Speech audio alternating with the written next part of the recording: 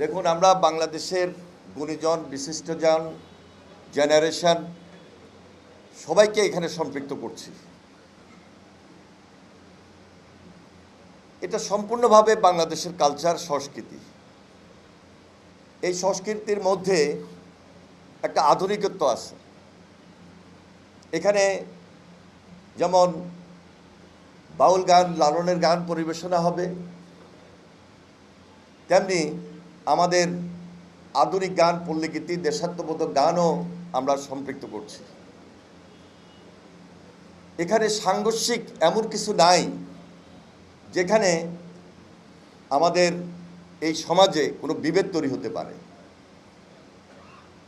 যার কারণে এই আধুনিক যুগে এই প্রজন্মের সামনে সবাইকে আমরা এখানে একত্রিত করছি।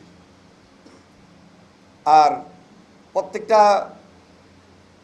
জেনারেশন যেহেতু এখানে সম্পৃক্ত হচ্ছে, গুণীজন, বিশিষ্টজন, সমাজের সকল পর্যায়ের লোক, সুতরাং প্রত্যেক বাড়িতে সেটা পৌঁছে যাবে। তাই আমরা শুধু বিশেষভাবে কাউকে এখানে দাওয়াত করছি না, আমরা দাওয়াত করছি পুরা বাংলাদেশকে।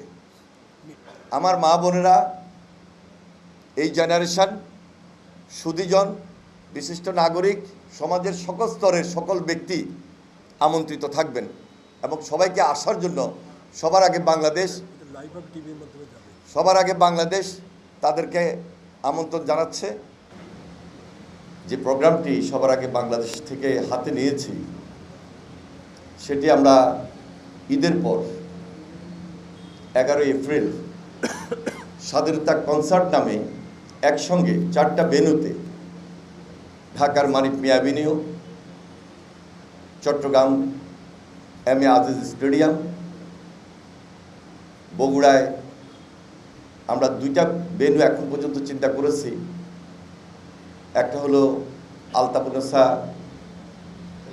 খেলার মাঠ, আরেকটা হলো আজিজুল হক কলেজ। আমরা হয়তো আজকেই সিদ্ধান্ত নিব কোন ভেন্যুতে সেই প্রোগ্রামটি করলে সুবিধা হয়। এবং একই সঙ্গে খুলনায় স্টেডিয়ামে আমরা 11 এপ্রিল, ইতিপূর্বে আমার জানা মতে একসঙ্গে সারা বাংলাদেশে এই ধরনের প্রোগ্রাম অনুষ্ঠিত হয় নাই। যদি আমাদের জন্য একটা চ্যালেঞ্জ, আমরা বাংলাদেশের জন্য এই চ্যালেঞ্জটি গ্রহণ করেছি।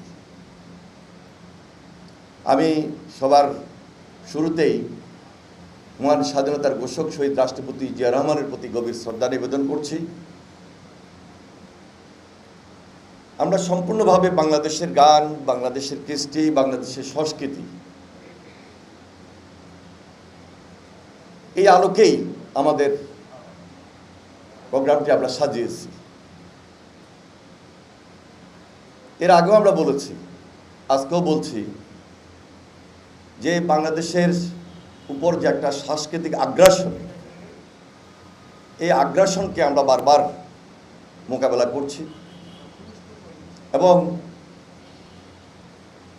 কোনোভাবেই যেন আমাদের এই দেশের কালচারে, কৃষ্টিতে ভারতের গান এবং পাকিস্তানি গান প্রাধান্য না পায়, সেই দিকে আমরা বিশেষভাবে নজর দিয়েছি। আমাদের এই সবার আগে বাংলাদেশকে আমরা একটা ফাউন্ডেশনের আওতায় নিয়ে এসেছি। আমরা শুধু সাংস্কৃতিক এবং সামাজিক অঙ্গনেই বিস্তৃত রাখব না সবার আগে বাংলাদেশ সংগঠনটিকে। বাংলাদেশের স্বার্থকে আমরা বড় করে দেখছি। সেখানে বাংলাদেশের মানুষের জন্য, দেশের জন্য যে কোনো অংশগ্রহণমূলক ভালো কাজে সবার আগে বাংলাদেশ এই ফাউন্ডেশন নিজেকে নিয়োজিত রাখবে। আমাদের ভারপ্রাপ্ত চেয়ারম্যান জনাব তারেক রহমান, তিনি সবসময় কনসার্ন ছিলেন।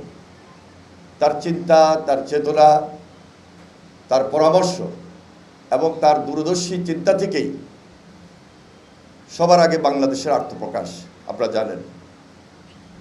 এবং 26শে মার্চ মহান স্বাধীনতা দিবস উপলক্ষে 11 এপ্রিল যে আয়োজনটি আমরা করেছি স্বাধীনতা কনসার্ট, এটিও সম্পূর্ণভাবে ওনার গাইডেন্সে, ওনার আন্তরিকতা এবং ওনার পরামর্শেই আমরা এই উদ্যোগ গ্রহণ করেছি। আমরা ইতিমধ্যে যারা চিকিৎসাধীন শিল্পী তাদের পাশে দাঁড়িয়েছি, তাদের পরিবারের পাশে দাঁড়িয়েছি। অনেকেই অসুস্থ রয়েছেন এবং আগামী দিনেও আমরা আমাদের এই যাত্রা অব্যাহত রাখব।